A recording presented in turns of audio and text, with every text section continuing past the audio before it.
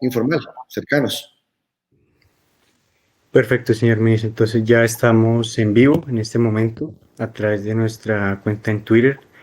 Feliz tarde a todos los que se están conectando a esta hora. Y bueno, como ya podrán ver, acá tenemos un magnífico invitado, quien es Felipe Buitrago, quien me procedo a presentar. Es ministro de Cultura. Se desempeñó como viceministro de Creatividad y Economía Naranja en este gobierno. Es bumangués y egresado de la Universidad de los Andes en Economía. Cuenta con una maestría en Política Pública Internacional de Johns Hopkins. Es coautor de los libros La Economía Naranja y The No Color Economy, y fue consejero presidencial para asuntos económicos y estratégicos. Le doy la bienvenida, señor ministro, y le agradezco de antemano estar aquí y aceptar nuestra invitación. Bueno, muchas gracias, Samuel, por esta invitación, por esa presentación generosa. También un saludo a Juan Manuel y a Camilo, que están aquí conectados con nosotros, y pues obviamente también a todos los que se conecten ahora y a quienes más adelante quieran ver el video de esta conversación. Claro que sí, señor ministro. A continuación, como para empezar el espacio, procederé a presentar a nuestros panelistas. Camilo, Juan Manuel y yo, de última me presentaré, así que Camilo, adelante por favor con tu presentación. Bueno, señor ministro, qué gusto tenerlo la tarde de hoy con nosotros. Qué chévere poder hablar con usted, dialogar sobre temas que son importantes para la nación en el tema de cultura, en el designio de la cultura en nuestro país. Así que qué gusto. Yo soy Juan Camilo Moreno, estudio en el Colegio Agustiniano Norte de aquí de Bogotá y bueno, tengo 17 años y le reitero, es un gusto escucharlo, así que espero que este sea un espacio muy, muy constructivo en el cual pues conozcamos un poco más sobre el Ministerio de Cultura, su función y pues todo lo que ello representa para nuestro país.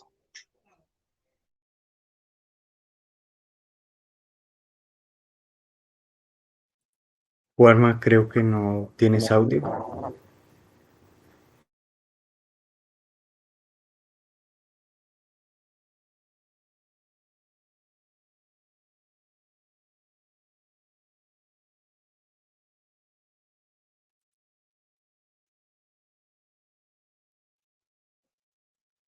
No, me presento, mi nombre es Samuel Ortiz, tengo 16 años, soy de la ciudad de Bogotá, igual que Camilo, también estoy en el Agustiniano, pero en el Agustiniano Tagaste, y bueno, también estoy muy motivado por este espacio y también muy esperanzado en conocer su opinión y por supuesto las funciones desde el Ministerio de Cultura.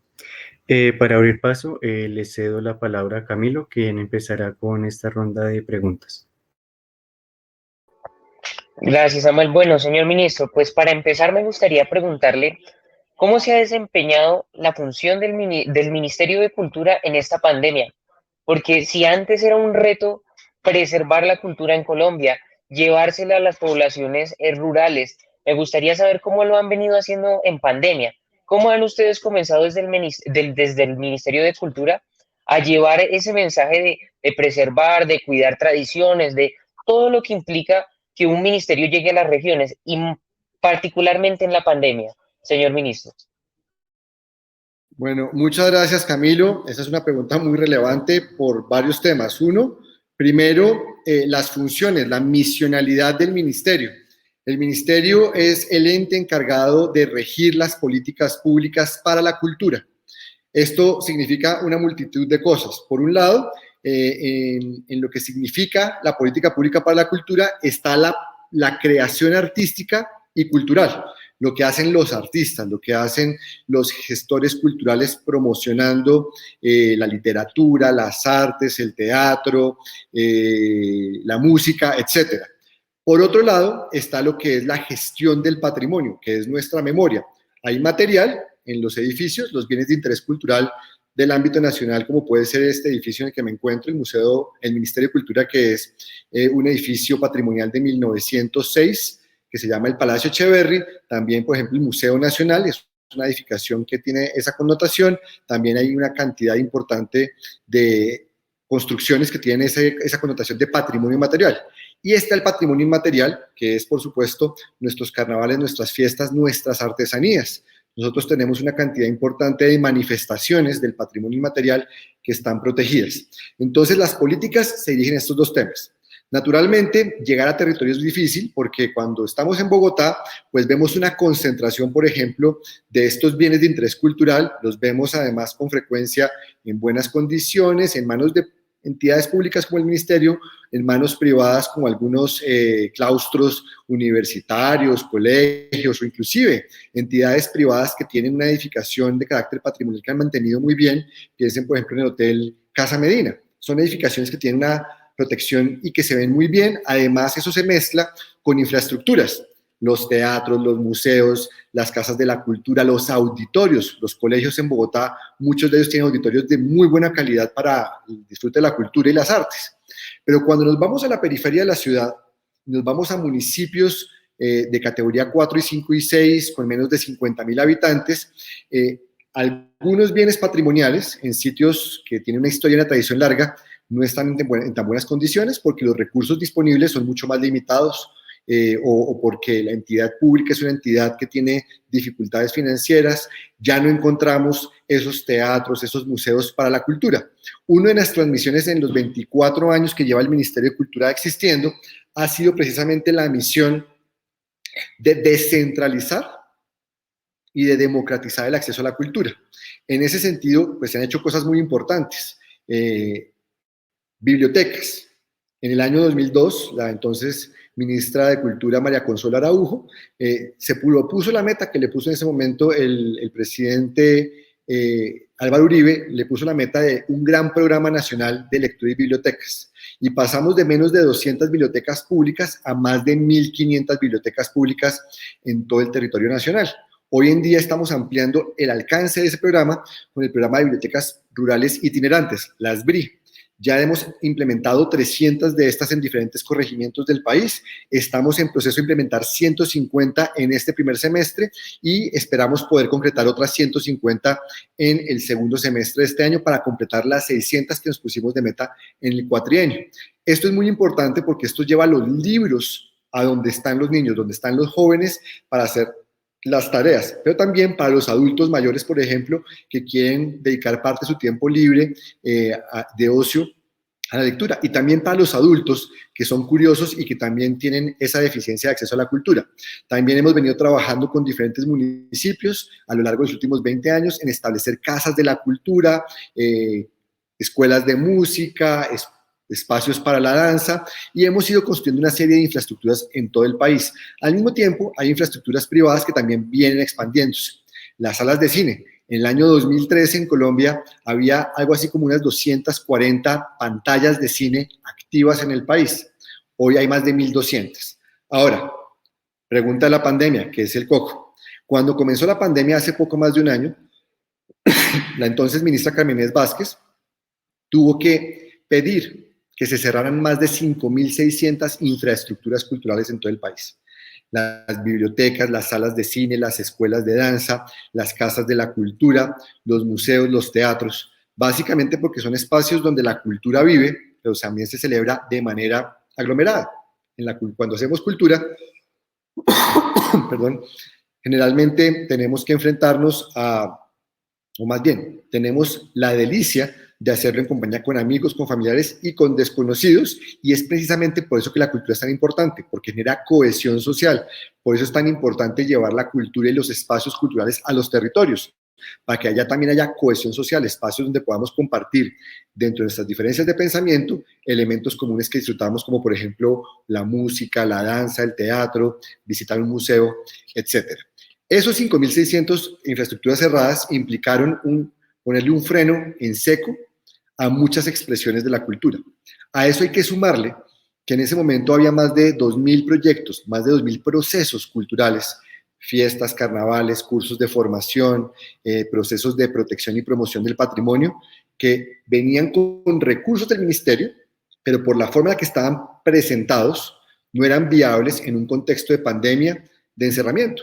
Por ejemplo, pues ningún carnaval, ninguna fiesta, ninguna celebración del año pasado venía pensada para hacerse con virtualidad, o como la virtualidad como un mecanismo de cumplimiento. Entonces, lo primero que nos tocó en reactivación fue revisar más de 3.000 convenios y contratos de los programas de concertación y estímulos que no venían pensados en entorno de pandemia para poder garantizarles y mantenerles los más de 75 mil millones de pesos que el ministerio les había otorgado para hacer estas actividades a más de 2.000 organizaciones y más de 1.000 creativos que estaban recibiendo estos beneficios. Entonces tocó revisar 3.000 convenios y contratos, hacerles ajustes, otros CIEs, para que esos recursos del ministerio se pudieran utilizar en contexto de pandemia. Es decir, sustituir la presentación personal por presentaciones digitales, sustituir la formación presencial por formación virtual, sustituir el seguimiento y el acompañamiento a la gestión del patrimonio presencial por mecanismos de seguimiento y de gestión de este patrimonio de manera virtual, y así sucesivamente, también para los procesos de creación y formación que se aprobaban por estímulos. Esto fue, digamos, lo primero, una gestión de cómo la operación del ministerio se podía adaptar rápidamente a la situación de pandemia. Lo siguiente también fue que los más afectados en la pandemia son los más vulnerables, porque quienes tenemos el privilegio de trabajar como profesionales en trabajos de oficina, pues la movilidad a un escenario de virtualidad pues era mucho mayor, porque tenemos las herramientas a nuestra disposición, nuestro propio computador, tenemos una conexión a internet, y nuestro trabajo, al ser un trabajo de gestión, un trabajo intelectual, nos permitía con mayor flexibilidad movernos, la revisión de documentos, la aprobación de documentos, la generación de contenidos de lo que fuera, hacerla de manera remota. Pero cuando mi trabajo es presencial, por ejemplo, los artistas que pues, no pueden sustituir la presentación presencial a una virtual, o la pueden sustituir pero con unas diferencias importantes. Ya el artista que va a dar su concierto no necesita una tarima. Esa tarima entonces ya no necesita los técnicos que la montan. No necesita la iluminación y el sonido especial de la tarima para un estadio. Entonces esos técnicos tampoco son necesarios en un escenario de virtualidad. Ellos no pueden virtualizar, hacer su trabajo de manera remota.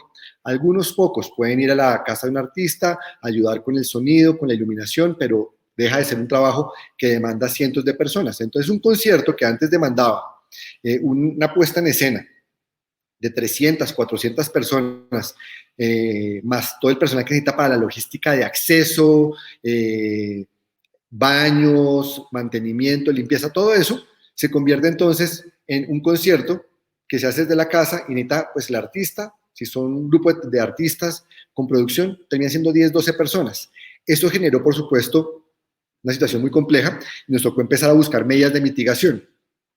Lo primero que logramos hacer muy rápido fue una serie de decretos que nos permitieron reorientar recursos del sector de la cultura que estaban dispuestos para actividades que demandaban presencialidad. Un ejemplo de ello, la ley de espectáculos públicos es una ley que genera una sobretasa a las boletas de teatro, boletas de conciertos musicales, de eventos que tengan un valor superior a 3 VTs. Eso más o menos eran 105.000 pesos el año pasado. Naturalmente, sin haber eventos, no había esa boletería, no había el parafiscal, pero hay unos recursos que estaban acumulados para distribución a los municipios. Esos recursos, por ley, se deben dirigir a construir y dotar infraestructuras para los espectáculos públicos de las artes escénicas, esencialmente teatros y en algunos casos espacios dedicados, auditorios dedicados a las presentaciones musicales, por ejemplo, o a las de danza o a las de ballet. ¿Qué pasa? En un escenario de pandemia, pues no tengo cómo utilizar esos recursos, pero la gente que trabaja en los espectáculos públicos necesita los recursos. ¿Qué hicimos? Pues le flexibilizamos el uso de esos recursos a los municipios que tenían esos recursos disponibles, principalmente Bogotá, Medellín, Cali, Barranquilla, Bucaramanga, Villavicencio, las ciudades principales, y decirles, esos recursos los pueden convertir durante este año, únicamente durante este año, los van a convertir en estímulos para que la gente haga actividades culturales desde sus casas, los artistas, en función de su público. Entonces ahí logramos que se movilizaban recursos importantes, alrededor de unos 25.000 millones de pesos fueron utilizados por diferentes municipios y distritos en generar estímulos para la creación, la difusión de eventos públicos de las artes escénicas a través de las redes. Esa fue una primera medida. Otra medida, había unos recursos que están en los municipios dirigidos a la seguridad social. Muchos artistas y gestores culturales trabajan toda su vida, hasta el final de sus días, pero muchos de ellos trabajan principalmente en zonas periféricas, no han sido nunca artistas de gran reconocimiento nacional o gestores de alto impacto nacional, pero son fundamentales y muy importantes en sus comunidades. Si ustedes van a cualquier barrio de Bogotá, si van a cualquier municipio de Colombia, van a encontrar que siempre hay algún artista local muy querido por la gente, que hay un gestor que ha estado dedicado toda la vida a promover la poesía, a promover la protección de alguna estatua, de algún monumento, de alguna tradición. Pero ellos nunca han sido famosos, no tienen grandes ahorros, no tienen recursos para su vejez y muchos de ellos ya son adultos mayores y viven con ingresos muy precarios por debajo de la línea de pobreza. Para ellos se concibió desde hace muchos años que el 20% de un recurso que se recauda en casi todo el país, que es la estampilla de apicultura, se dedique a darles seguridad social. Durante 16 años esos recursos no fueron utilizados, no había un mecanismo claro de cómo utilizarlos. Empezando el gobierno del presidente Iván Duque, destrabamos eso y se determinó que los beneficios económicos periódicos pudieran recibir los recursos de la estampilla de apicultura y muy rápidamente se había hecho un mapeo con más o menos unos 16.000 potenciales beneficiarios, logramos validar alrededor de 11.000 y hoy a la fecha alrededor de 8.000 ya están recibiendo ese beneficio económico periódico. Cuando empezó la pandemia, eran alrededor de 3.000 los beneficiarios, es decir, con la pandemia logramos sacar medidas que aceleraran ese giro de esos recursos. Estos recursos pues iban a llegar, pero iban a demorarse mucho más tiempo en llegar y se convirtieron de manera efectiva en un mecanismo de aceleración de beneficios para que estas personas que estaban en situación de precariedad antes de la pandemia y que con la pandemia va a estar peor, pues tuvieran un beneficio de manera vitalicia para poder, digamos, recibir un reconocimiento a su trabajo. Adicionalmente, hay otro impuesto que se recauda a nivel nacional, es el Impuesto Nacional al Consumo. Cuando ustedes están haciendo su consumo de teléfono celular, el 4% de la facturación de su consumo es el Impuesto Nacional al Consumo. El 30% de ese INC va para cultura. Eso se dedica principalmente para dos temas. Uno, para bibliotecas, que el Ministerio de Cultura ejecuta de manera directa junto con los municipios, y el otro, para la gestión del patrimonio. Pero nuevamente era un recurso que el año pasado tenía disponibles 31.000 millones y pues que sabíamos que no iba a haber obras alrededor del patrimonio. Entonces, ¿qué hicimos? Pues autorizamos a los municipios y a los departamentos para que levantáramos listas de personas vulnerables en los diferentes municipios y que fueran artistas o gestores culturales. Logramos levantar una lista de 130.000 artistas y gestores y creadores en todo el país. De ahí determinamos que 15.000 no clasificaban, no correspondían con los parámetros establecidos. De esos 115.000 que quedaron, habíamos logrado ya incluir casi 15.000 en el programa de ingreso solidario del Departamento de Prosperidad Social y del Departamento Nacional de Planeación, y nos quedaban 100.000. De esos 100.000 logramos llegar con 65.000 con recursos del INC. Desafortunadamente nos quedaron alrededor de 30-35.000 que no alcanzamos a llegarles a cubrir con recursos porque no había simplemente de dónde más sacar esos recursos. Adicional a eso, también trabajamos con un programa nuevo. Con ese programa tal vez cubrimos una parte de los que nos faltaban. Lo llamamos Comparte lo que somos. Tenía tres componentes. Un componente, personas naturales, gestores y artistas que estuvieran trabajando con su arte en facilitar, en mejorar la vida de la gente alrededor de la pandemia. Puede ser dirigido a artistas, a personas con discapacidad, a poblaciones vulnerables, a simplemente de demostrar la importancia del patrimonio en tiempos de pandemia. Ahí logramos llegar a 10.300 beneficiarios con 15.000 millones de pesos que logramos invertir en ellos. Adicionalmente, logramos llegar a 1.200 entidades sin ánimo de lucro que no estaban pudiendo trabajar directamente de manera normal. Entonces hicieron propuestas, les dimos esos recursos por 12.000 millones para que pudieran precisamente impulsar sus procesos en los territorios, y también logramos llegar a 80 museos con recursos de emergencia, 1.600 millones de pesos para estos museos que nos ayudaron precisamente a que pudiéramos cubrir. Esas son las medidas generales de mitigación en el marco de la pandemia, pero pues la mitigación no es suficiente, hay que pensar en la reactivación y por eso desde julio del año pasado estamos implementando la estrategia Reactivarte, el compromiso Reactivarte, con tres grandes componentes. Uno, acceso a la financiación, fortalecimiento del acceso al crédito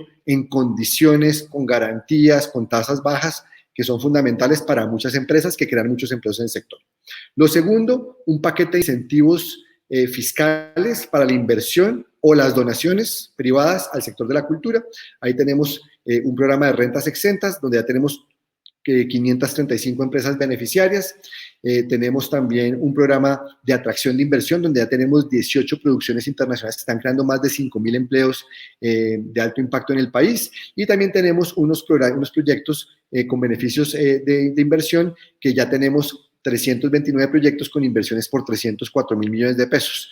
Todo esto va generando empleos y se suma a una estrategia de, con todo lo que aprendimos en la pandemia, rediseñar todos nuestros programas, redefinir nuestra articulación con el Ministerio de Comercio, con el Ministerio de las TIC, con el SENA, para generar los estímulos a la formalización laboral, a la formalización de empleos, a la creación digital, al aprovechamiento de las herramientas TIC, a la formación para el trabajo que hace el SENA precisamente, y también un trabajo con los departamentos y con los municipios, que estamos trabajando muy de cerca. Este año vamos a lanzar el primer programa del Ministerio de Cultura en su historia, que va a ser un programa articulado con cada departamento de Colombia, el programa adaptado a cada territorio. Esto es articulación territorial, articulación intersectorial y un trabajo integral de reactivación con el que esperamos recuperar entre 80 y 100.000 empleos que fueron afectados por la pandemia en el sector de la cultura. Eso es más o menos, resumiendo, espero haber sido medianamente claro y concreto lo que es llegar al territorio y la pandemia. Se me olvidó un tema. Con Comparte lo que somos, logramos llegar a 990 municipios y áreas no municipalizadas.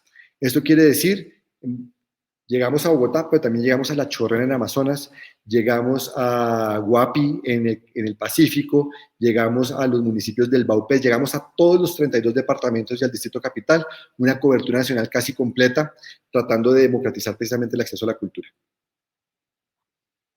Ahí ya. Ministro, ¿ahí me escuchan? Ahora sí te escuchamos, Juan Manuel. Mi pregunta es la siguiente, ministro, y gracias por acompañarnos. ¿Cómo podemos acercar a los jóvenes hacia la cultura para que nos empapemos en el tema? Gracias. Bueno, lo primero, obviamente, es reconocer que todos tenemos talento. A mí me gusta explicar que el talento de un niño, de un joven, es muy parecido a tener un recurso natural como puede ser el petróleo, por ejemplo. Entonces, yo tengo ese talento que está al interior de cada joven, de cada persona, pero solamente por tenerlo ahí no es más que potencial, es una oportunidad, pero todavía no es una realización. Claro, yo identifico ese talento no como el petróleo, sino a través de la educación. Yo inspiro a los jóvenes, les muestro, por ejemplo, un instrumento musical, los llevo a una práctica artística, puede ser un baile, los acerco a una presentación de teatro, los acerco a un seminario de cine latinoamericano, a apreciar el arte. A través de esa exploración, a través de esa inspiración, ese talento empieza a salir. Porque entonces yo, que tengo ese talento interno y esa necesidad de expresarme musicalmente, veo que hay un instrumento para hacerlo, veo que hay jóvenes que también comparten esa afición y que quieren tocar conmigo, veo que hay gente que me rodea cuando estoy tocando el instrumento y que por lo tanto vale la pena perseguir ese sueño. Ahora, desarrollar un talento, ¿cierto? Pues requiere mucho más que simplemente decirles, vean, inspírense que ahí están los instrumentos musicales y hay expresiones culturales. Requiere un trabajo concienzudo. Cuando yo trabajo con la cultura, como joven, empiezo a desarrollar habilidades que hoy llaman blandas. A mí me gusta llamarlas habilidades esenciales. Cuando yo me acerco a la literatura, cuando yo practico la música, practico el teatro, la danza, empiezo a desarrollar mi habilidad de trabajar en equipo, de comunicarme con otras personas, de definir roles dentro de un trabajo. Entonces, alguien toca la guitarra, alguien toca las maracas, alguien es la voz líder, alguien es la voz secundaria, alguien dirige, y ese juego de roles me va mostrando a mí que cuando trabajo en equipo puedo hacer mucho más que si yo me pusiera a hacer todos los trabajos al tiempo. Yo puedo, claro, yo puedo grabar la guitarra, puedo grabar las maracas, la trompeta, el acordeón y la voz y generar un álbum, lo puedo hacer. Pero si yo me trabajo en equipo, yo puedo hacer mucho mejor una de esas actividades y eso me empieza a mostrar que cuando yo cultivo mi talento con disciplina, yo aporto mucho más a que si me pongo a hacerlo todo. Eso es la división inteligente del trabajo y de las funciones. Ahí los jóvenes empiezan a ver que su talento vale mucho y que ese talento además contribuye a fines más grandes.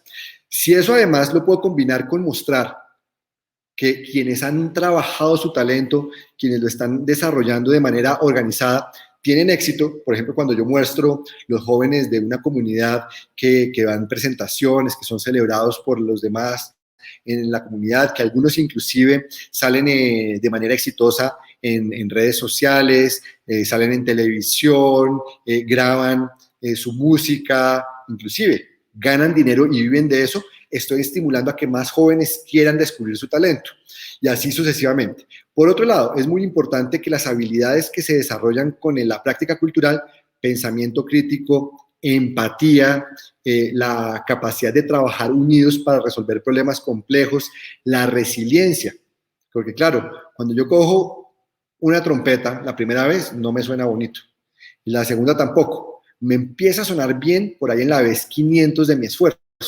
Esa persistencia, esa disciplina, precisamente me va mostrando que trabajar constantemente, de manera acumulativa, es lo que me lleva al éxito. No es un golpe de genialidad. Thomas Alva Edison decía que era 99% sudor, 1% inspiración. Sí, la inspiración es muy importante, el talento es muy importante, pero el trabajo disciplinado es todavía más importante. Hay mucha gente con muchísimo talento desperdiciada porque nunca tuvo la disciplina o el ejemplo para seguir su talento, desarrollarlo y llevarlo al siguiente nivel. Y aquí es donde es tan importante el siguiente elemento, entender que cuando yo practico la cultura y desarrollo esas habilidades, no es únicamente para ser artista. Cuando yo veo que hay grandes líderes mundiales que tienen un pasado de formación artística, pero hoy se dedican a la política, a los negocios, a la comunicación, a través de medios de comunicación, lo que yo encuentro es que la disciplina, la capacidad de trabajo en equipo, la posibilidad de ver las cosas desde perspectivas diferentes, el pensamiento crítico que me da la cultura, es el que me permite a mí tener éxito en cualquier actividad. Yo sin duda puedo ser mejor economista si tengo una formación cultural en alguna parte de mi vida, puedo ser mejor abogado si he tenido una formación cultural en alguna parte, en algún aspecto de mi vida, y así sucesivamente con muchas profesiones, precisamente porque la cultura no es un tema simplemente para los artistas, la cultura y las actividades artísticas son para todos, sin duda. Quienes tienen grandes talentos necesitan un acompañamiento especial para que puedan construir su vida alrededor de ese talento de manera directa, pero muchos otros pues no tenemos esos talentos, pero tenemos la capacidad de disfrutar la cultura para incorporarla en nuestras vidas. Entonces yo creo que el tema es decirles, las oportunidades vienen alrededor de la práctica cultural. Cuando yo cojo un instrumento, desarrollo una disciplina, lo mismo que cuando practico un deporte que me aleja de vicios y de otros aspectos que pueden ayudarme a descarrilar mi vida, a perder oportunidades y a perder amigos y posiblemente también pues perder la oportunidad de continuar con mi educación, de generar un grupo de confianza, un grupo de soporte que me permita salir adelante con el tiempo. Muchas gracias, señor ministro, por su respuesta. Mi pregunta es innegable que la economía naranja ya no es una expectativa, sino una realidad. Por eso quería preguntarle sobre un anuncio que hizo el presidente Iván Duque el 17 de marzo sobre la publicación de la segunda parte de su libro sobre la economía creativa que escribió junto a usted, que antes se llamó Una oportunidad infinita y hoy se llamará Una realidad infinita.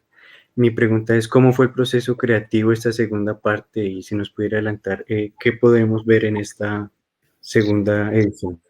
Bueno, gracias Samuel por esa pregunta. En la versión 1, en la economía naranja, una oportunidad infinita, con el presidente presentamos los componentes, los elementos conceptuales de lo que es ese debate sobre la importancia de las industrias culturales y creativas para el desarrollo de los países. Lo enfocamos en América Latina y mostrábamos pues, esos conceptos importantes: propiedad intelectual, cadena de valor, ecosistema creativo, las definiciones. Hacíamos un planteamiento de las estadísticas del sector de la cultura en América Latina y las comparábamos con diferentes aspectos de la economía que son mucho más conocidos y por lo tanto nos servían para hacer una referencia. También hicimos un planteamiento de política pública, lo llamábamos las 7 ideas, las 7 I's, que son a saber información, instituciones, infraestructura, industria, integración, inclusión e inspiración. Y a las 7 les dábamos una función muy importante en cómo realizar una política integral de desarrollo alrededor de la cultura para un país, que fuera respetuosa de la diversidad, que generara oportunidades, que fuera incluyente y que fuera un modelo equitativo de crecimiento.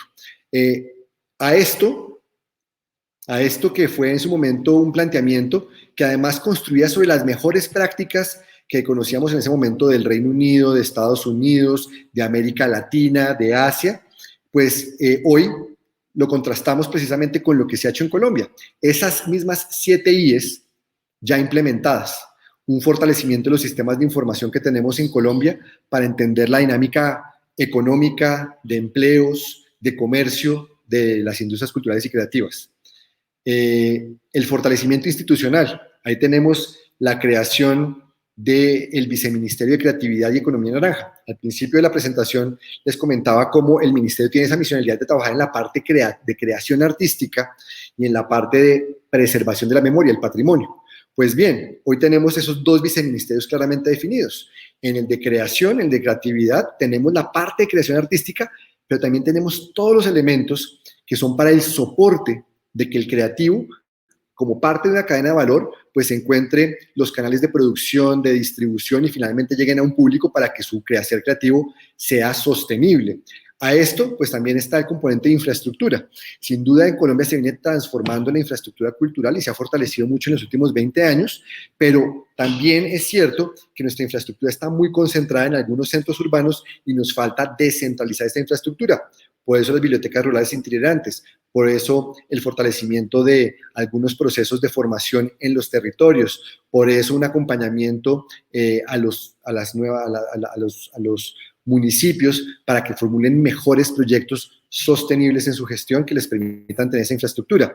En la parte de industria, un fortalecimiento muy grande con Impulsa de los mecanismos de emprendimiento alrededor de la cultura, lo mismo que con el SENA, pero también la formación para el trabajo, también la articulación de clústeres creativos en las ciudades que llamamos ADNs, Áreas de Desarrollo Naranja. Estos distritos creativos son un modelo exitoso, ya probado en Europa y en Norteamérica, para dinamizar la cultura y convertir a la cultura en un agente de transformación de la renovación urbana, hacerla más incluyente, más equitativa, evitar esos procesos de gentrificación donde entran inversiones, construyen infraestructuras y las comunidades son desplazadas. Aquí no, aquí se integran las comunidades desde lo cultural para que estos lugares preserven su identidad, pero se modernicen en infraestructura, atraigan más comercio, atraigan más actividad cultural, atraigan más turismo cultural, en fin, generar estos clústeres creativos. En la integración, pues tenemos integración a nivel local, a nivel nacional y a nivel internacional. Es decir, cuando tenemos que el mercado para un artista o para una expresión particular es un mercado de nicho muy local, pues tenemos que fortalecer ese mercado local. Ahora, si eso tiene el potencial de conectarse a nivel nacional o de convertirse en un dinamizador del turismo, pues tenemos que darle las herramientas para que eso se logre y esa integración de lo local se dé. A nivel nacional, por supuesto, también tenemos grandes manifestaciones, grandes espacios de nuestra cultura que tienen esa vocación de ser de impacto nacional.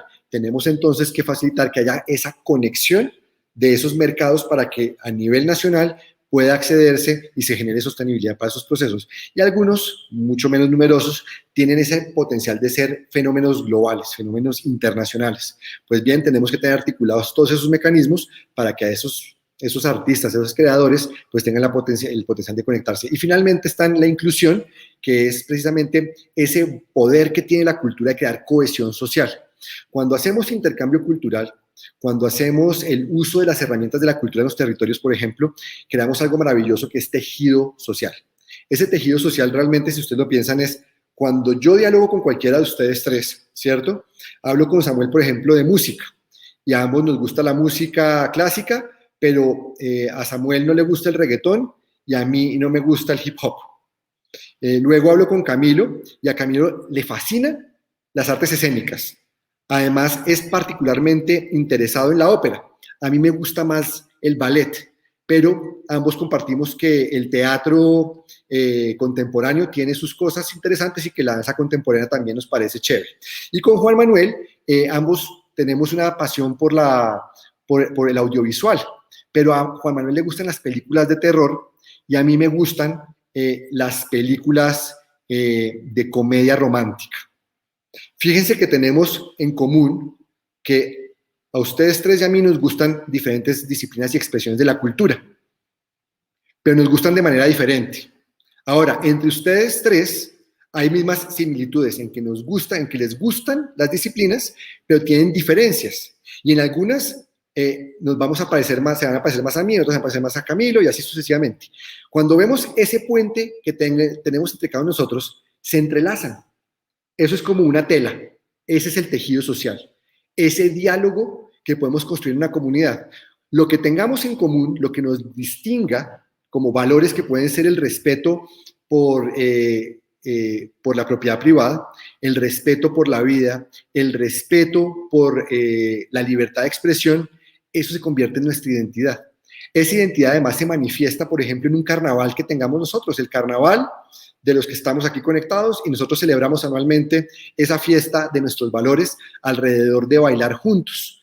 Ahí está el Carnaval de Barranquilla. El Carnaval de Barranquilla se consolida como una celebración del fin de la Guerra de los 1000 días. Por eso la Batalla de Flores.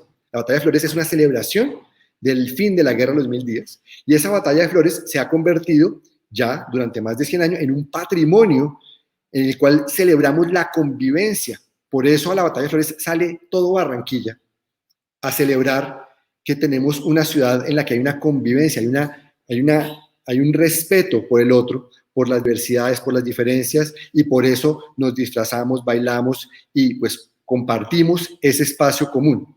Entonces, esa inclusión es precisamente eso, es la función social de la cultura para ser mejores ciudadanos alrededor de esos valores, de esa identidad, que además en el caso de un país como Colombia o cualquier país, es la sumatoria de identidades individuales y colectivas que nos hacen sentir parte de algo, que nos incluyen como ciudadanos en una comunidad. Y está la inspiración, que son todos esos referentes, ¿cierto? Que a través de la educación, como les decía en la pregunta anterior, nos permiten descubrir que tenemos talentos, nos inspiran a movernos. En algunos casos porque vemos un modelo a seguir. A mí me encanta Shakira y yo quiero bailar como Shakira, entonces tengo un modelo a seguir, Shakira. Quiero bailar como ella, quiero imitarla. En el proceso me puedo volver muy bueno e inclusive hacerlo mejor que ella. Pero al mismo tiempo de pronto digo que a mí no me gusta Ricky Martin, entonces yo no quiero ese modelo, yo quiero algo diferente, yo quiero innovar y entonces me invento el reggaetón. Entonces, esa inspiración es movernos la cabeza a través de la educación, demostrarnos modelos a seguir y modelos a derrotar para construir sobre esos talentos un círculo virtuoso que une estas 7 I's. Esas 7 I's hoy están manifestadas en el Plan Nacional de Desarrollo, están manifestadas en nuestra política integral de economía naranja, en una serie de decretos, algunos de los cuales fueron muy útiles para efectos de la mitigación de la pandemia, otros están siendo supremamente útiles en la etapa de reactivación. Lo más importante, están construyendo un ecosistema para la cultura, que es hoy ejemplo a seguir en América Latina y el Caribe, y además cada vez más en otros países del mundo. UNESCO nos ha reconocido por cuenta precisamente de los avances en la economía naranja como uno de los países más juiciosos en la implementación de la Convención de 2005 para la preservación y promoción de la diversidad de las expresiones culturales. Entonces, todos esos elementos de celebración de todo lo que hemos avanzado es en lo que consiste este segundo libro de la economía naranja, que es Una realidad infinita, y aquí el proceso creativo pues no ha sido tan divertido como fue el anterior, donde podíamos sentarnos con más calma a ponernos creativos. Aquí nos ha tocado es más bajar la información a unas tablas, a unos análisis, pero les voy adelantando que el documento es un documento que tiene un diseño también muy creativo, así como la primera economía naranja. En esta ocasión va a ser muy parecido a tener un iPad en la mano y navegar por diferentes caps de capítulos que son apps, y eso, cada uno de esos capítulos nos lleva a un mundo donde descubrimos elementos de implementación, de materialización de la economía naranja.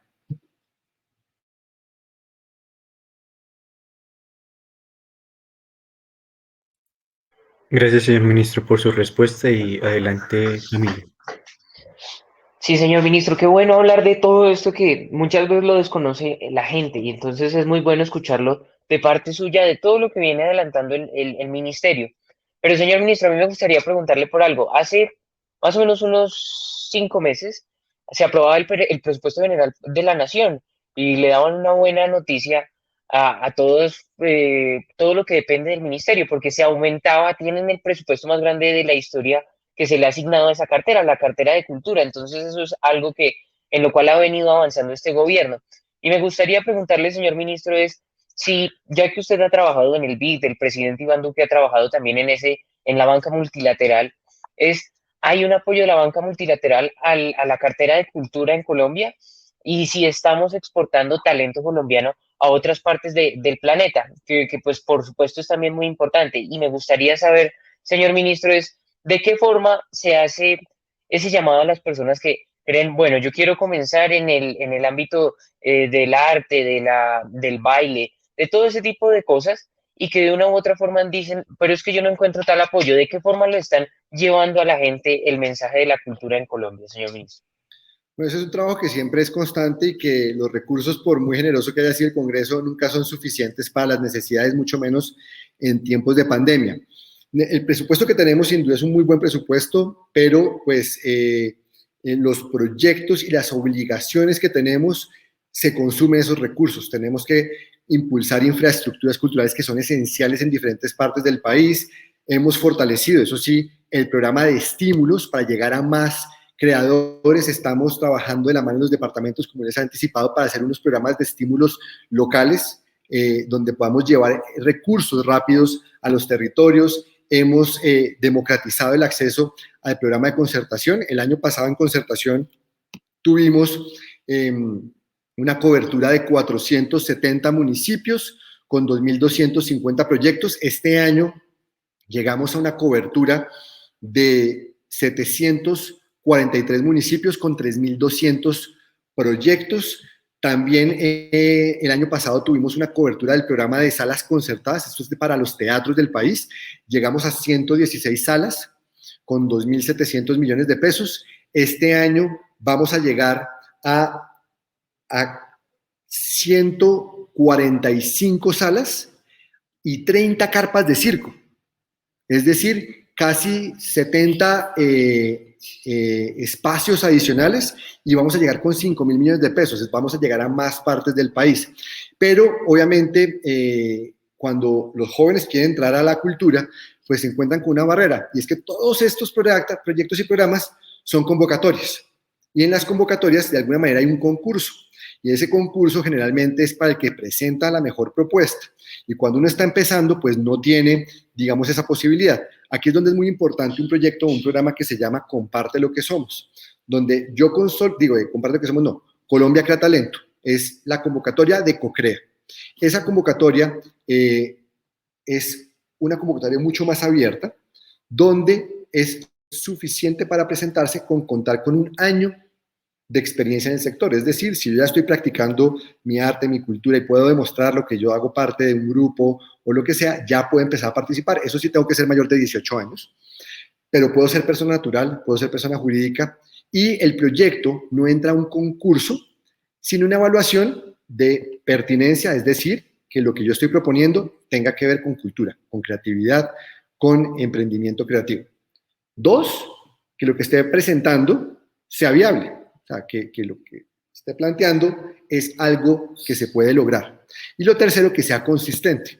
Es decir, que si yo estoy diciendo que voy a alquilar un espacio, pues ese costo sea consistente con lo que cuesta alquilar un espacio para lo que yo estoy necesitando.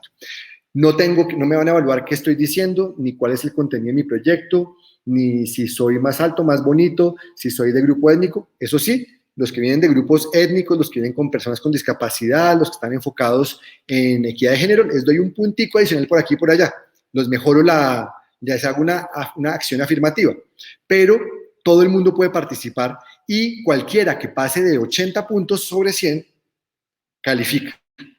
Yo ahí entro a cubrirle con el 37% o hasta el 37% del valor a través de un crédito tributario. Y pues se busca que haya una gestión para bajar recursos. Si lo que yo estoy proponiendo es suficientemente interesante, pues probablemente consiga un patrocinio. Si no, es una buena forma de empezar a trabajar una formulación de un proyecto para un proyecto que tenga beneficio público por parte del ministerio, los departamentos o los municipios. En este momento, parte de lo que estamos trabajando con los departamentos, municipios y con muchos agentes privados es generar recursos que nos sirvan territorialmente para darle recursos a estos proyectos. No con beneficio tributario, sino porque son proyectos buenos que nos interesan que sucedan. Ahí hay una forma de enganchar a las personas para que sigan trabajando en la cultura. Naturalmente, no todo está inventado todavía. Faltan mecanismos por desarrollar. No todo lo vamos a alcanzar a hacer en este gobierno. Es muy importante que los gobiernos subsiguientes también hagan su esfuerzo por desarrollar mecanismos que atraigan recursos para la cultura, por fortalecer la capacidad de las personas para presentar proyectos, por fortalecer los mecanismos de formación. Uno muy importante que estamos trabajando en este momento con el Ministerio de Educación. En la mayoría del país, alrededor del apenas cuando recibimos gobierno, únicamente el 12% de los estudiantes de primaria y secundaria estaban asistiendo a jornada completa. Al finalizar este gobierno vamos a acercarnos al 25 al 30% de los estudiantes del país en jornada completa. Una parte de esa jornada completa hoy por hoy la estamos impulsando en colegios públicos con formación en artes y en cultura. ¿Para qué? Para que las herramientas que dan la cultura y las artes precisamente sean las que hacen parte de la formación de los jóvenes, para que tengan ese pensamiento crítico, la capacidad de trabajar en equipo, la disciplina, la resiliencia, para tener un mayor éxito en el siglo XXI. Entonces, son muchos los frentes que estamos trabajando, pero pues ahí vamos paso a paso fortaleciendo los mecanismos, tratando de llegar cada vez más lejos en el territorio, tratando cada vez de llegar a los más jóvenes, a los más viejos, y sobre todo a los más vulnerables, independientemente de su ubicación dentro del país. Sí, señor ministro, mi pregunta es, ¿cómo le ha ido a la cultura en el año pasado de la pandemia? Esa es mi pregunta. ¿Cómo le ha ido a la cultura en la pandemia? Gracias. Vea, nos fue muy mal. Veníamos volando literalmente. Yo hago seguimiento a un índice, que es el índice de consumo de los hogares. Cuando uno piensa en cultura, muchos piensan en papá Estado. La realidad es que el gobierno nacional es apenas la octava parte de los recursos públicos que se van para la cultura. Pero los recursos públicos que van para la cultura son apenas el 8% de los recursos de la cultura anualmente. Es decir, el 92% de la demanda de cultura en el país son los hogares, es decir, cada persona que compra una boleta de teatro, de cine, que compra una artesanía, que compra una canción, que descarga una canción y, por supuesto, el consumo de las empresas, porque la cultura genera una cantidad importante de bienes y servicios que son de consumo intermedio. Piensen, por ejemplo, en cómo las empresas pagan publicidad para que nosotros veamos televisión, para que veamos telenovelas, o cómo se paga publicidad en las redes para que yo me conecte a una plataforma a descargar videos o a compartir mis pensamientos. Todo eso es lo que realmente genera el consumo cultural. Y esto no es de Colombia, esto es del mundo entero. En el mundo entero el patrón es muy parecido. Ahora, si yo me restringo las actividades sin ánimo de lucro, entonces ahí sí ya el sector público es predominante. Pero hay mucha actividad cultural privada. Y cuando yo miro el consumo de los hogares durante 2020, o desde 2018, que llegamos nosotros, hasta 2020, encontramos algo impresionante. El sector venía estancado y empieza a mostrar un repunte importante cuando se anuncia que el presidente Iván Duque ganó. Claramente llegó una ola de confianza en los consumidores, la asistencia a teatro empezó a mejorar, la demanda por ciertos bienes culturales también empezó a mejorar y eso empezó a mejorar los resultados. Durante 2019, el comportamiento del consumo de los hogares muestra un crecimiento constante en términos reales. Empezamos creciendo al 3,5, 4% el primer trimestre, pero al último trimestre de 2019 crecimos por encima del 8%. Tengan en cuenta que el crecimiento del consumo de los hogares del 2019, el total estuvo por el orden del 5% y en el sector cultura estuvo por encima, 5.6%, o sea, más alto en el sector cultura que en la economía. Claramente, el segmento más grande del comportamiento del sector venía creciendo. Enero y febrero de 2020 fueron los mejores eneros y febreros en la historia del sector cultura. Tuvimos crecimientos por encima del 7%. Normalmente enero y febrero son crecimientos muy pequeños, del 2%, 2,5%, 3%. Son los meses más lentos del año. Pero el año pasado arrancamos con todo. Claramente, las políticas y los mecanismos de apoyo estaban surtiendo efecto.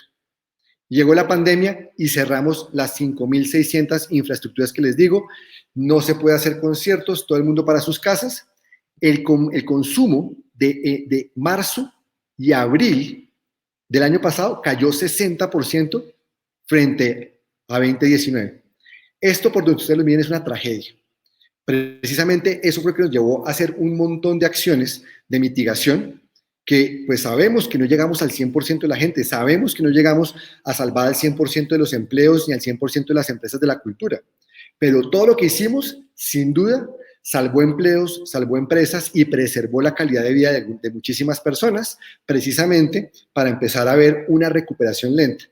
Todo el año pasado, el sector fue mejorando con respecto a marzo y abril, pero siempre por debajo del comportamiento del año 2019. En total, en resumidas cuentas, 2020 implicó que perdimos alrededor del 20% del sector y alrededor del 15-16% del empleo en el sector cultura.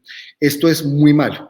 Este año venimos viendo una recuperación lenta, pero esperemos que sea consistente y tenemos mucha fe en que en la medida en que se va recuperando la normalidad, en la posibilidad de asistir a salas de cine, a salas de teatro, ojalá para el segundo semestre, más hacia el tercer cuatrimestre tal vez, empecemos otra vez a ver actividades con algo más de aglomeración, pues mejoren todavía más las cifras del sector y ojalá hacia el final del año estemos encontrándonos en situaciones de actividad cultural parecidas a la que estábamos viendo a principios de 2020. Así es, señor Gracias, ministro. ministro. Para finalizar, quería preguntarle, usted oficializó en el marco de la Asamblea del BID la declaración de este año, el 2021, como el Año Internacional de la Economía Creativa Sostenible, con el objetivo de reunir esfuerzos para potencializar los temas culturales como ejes sociales y de desarrollo. Quería preguntarle qué implica esto para el país y cuántos recursos esperan movilizar para el sector cultura tras esta declaración. Bueno, la declaración como tal es producto de un esfuerzo mancomunado de los países del mundo entero. Esta declaración del Año Internacional de la Economía Creativa para el Desarrollo Sostenible 2021 viene de la Asamblea General de Naciones Unidas el año pasado, en noviembre. Fue suscrita por 81 naciones. Colombia, junto con Indonesia, Jordania y otros países, fueron quienes lideraron esta declaratoria. Esta declaratoria se hace precisamente en el marco de la reactivación, entendiendo que la reactivación económica y social de un país tiene que ser integral. No basta con que podamos salir de la casa, ir al colegio, volver al trabajo de manera presencial, porque la pandemia también ha tenido secuelas emocionales por las pérdidas de vidas humanas, de amigos, de familiares que hemos tenido. La pandemia también nos ha generado desconcierto, incertidumbre, pesimismo. Esa afectación emocional no tiene ninguna cura diferente a la cultura. Es a través de la música, a través del teatro, a través del cine, a través de la televisión, de un videojuego, a través de la literatura, que nosotros podemos sanar.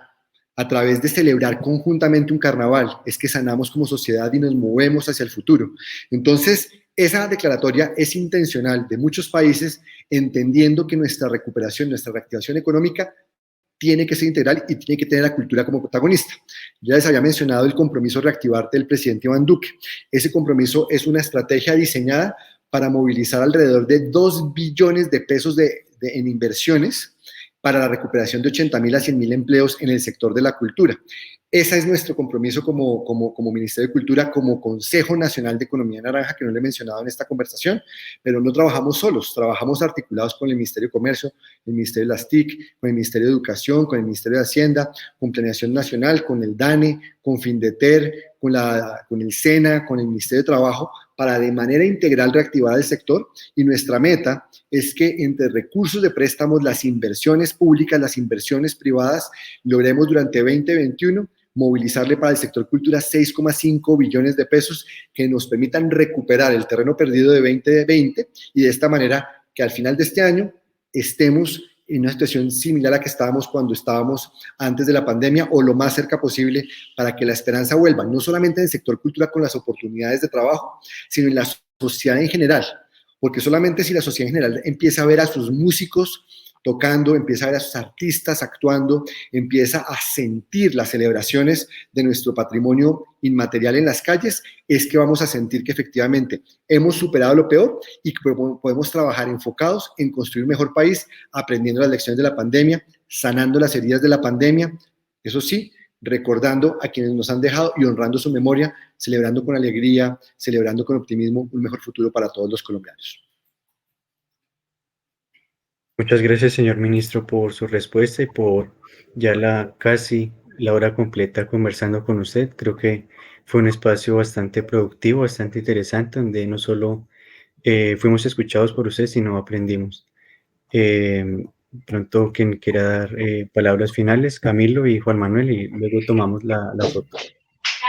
Sí, señor. Señor ministro, pues no queda más que sino agradecerle porque usted ha estado aquí escuchando a los jóvenes, ha estado aquí compartiendo con la gente cuál es su trabajo, cuál es el trabajo que ha hecho el Ministerio de Cultura en estos días.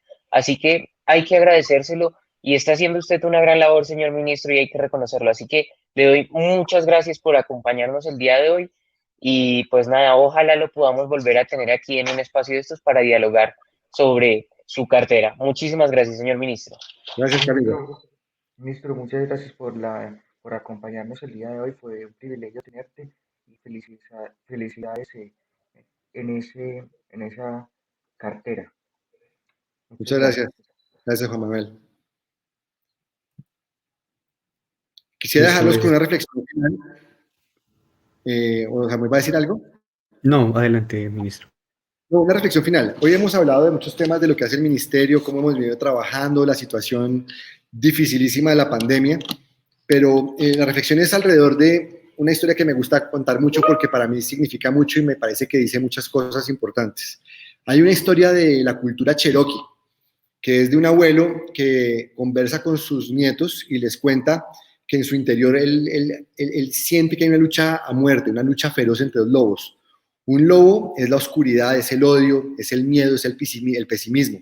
El otro lobo es el amor, es la luz, es el optimismo y es la esperanza. Y luego les dice el abuelo, hijos míos, ese lobo, esa lucha, también está en el interior de ustedes y en el interior de todos. Y es más, la sociedad como un todo experimenta esa lucha, es una lucha feroz.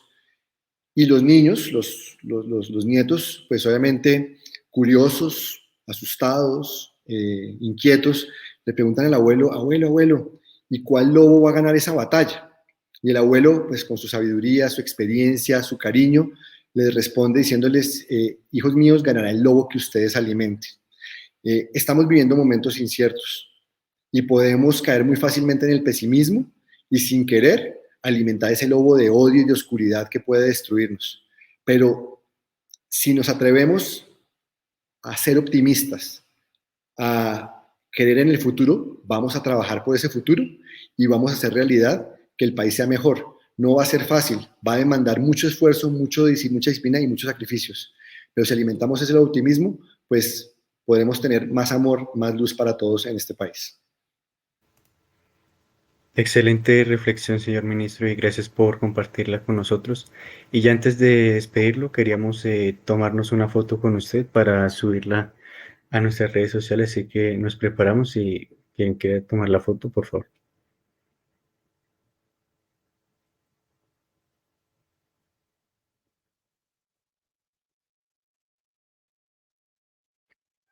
Listo, señor ministro. Muchas gracias por habernos acompañado el día de hoy. Muchas gracias. Un abrazo para todos y pues nos vemos la próxima vez. Hasta luego. Gracias, Hasta señor luego. ministro. Hasta luego. Feliz noche.